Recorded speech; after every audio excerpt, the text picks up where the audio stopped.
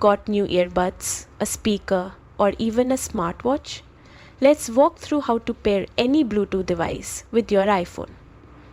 Before we begin, hit subscribe so you don't miss more useful iPhone tips like this one. Step 1. Open the Settings app on your iPhone. Step 2. Tap Bluetooth. Step 3. Make sure Bluetooth is turned on. The toggle at the top should be green. Step 4. Now put your Bluetooth device in pairing mode.